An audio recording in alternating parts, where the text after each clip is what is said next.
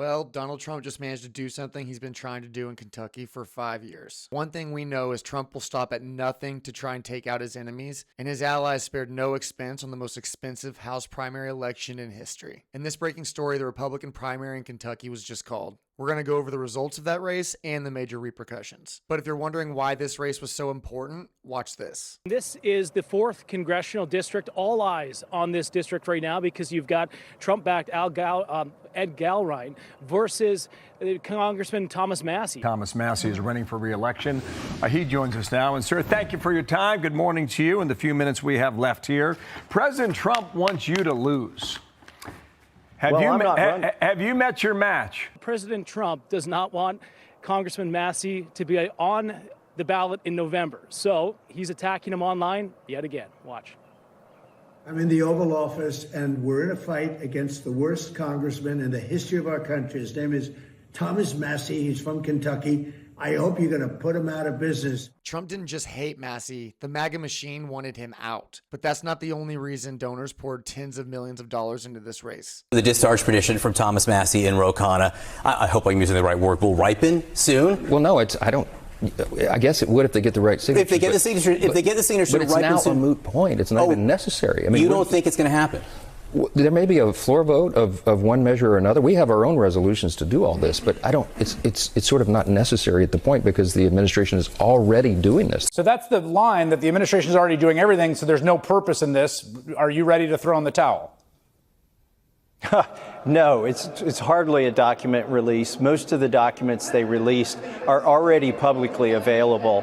And what Mike Johnson is doing by having his own resolution is to give political cover to those people who aren't supporting the effort by Ro Khanna and I. That was never going to fly. A Republican and Democrat working together on the one topic Trump wants to avoid most. That threat had to be extinguished, and in the final weeks of the campaign, they pulled out all the stops. My opponent, he won't debate, he won't fill out the forms to say where he is on abortion, where he is on gun control.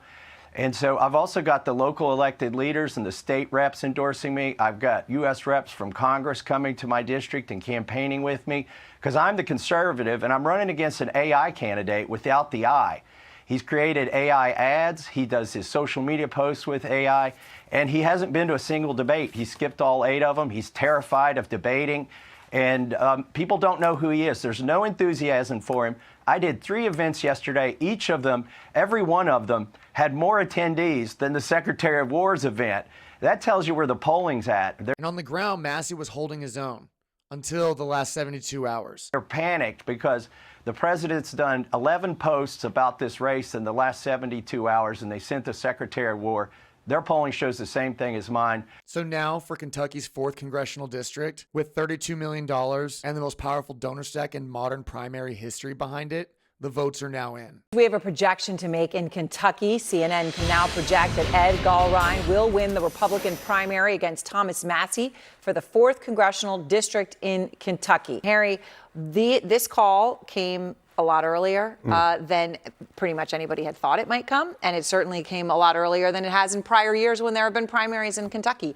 You, however, were not surprised. I wasn't surprised. I wasn't surprised at all because the bottom line is this. Donald Trump is the general of the Republican Party, and the Republican primary voters are his soldiers. And if you look at Thomas Massie, you can see it very clearly. You look in 2020, 2022, 2024, he was getting 75%, upwards of 81% of the primary vote in 2020. And today, he gets less than 50% of the vote. You focused on this race here. It's the biggest race of the evening because it pits the President of the United States against a prominent Republican congressman who the president simply has decided he doesn't want to tolerate anymore, and the president of the United States has won yet again. At one of the weakest moments, if not the weakest moment of his presidency nationally, the president's poll numbers are tanking. Democrats are very confident about November, but the president is proving here in Kentucky 4th congressional district yet again tonight that he still has a pretty iron grip on the Republican Party primary electorate anyway.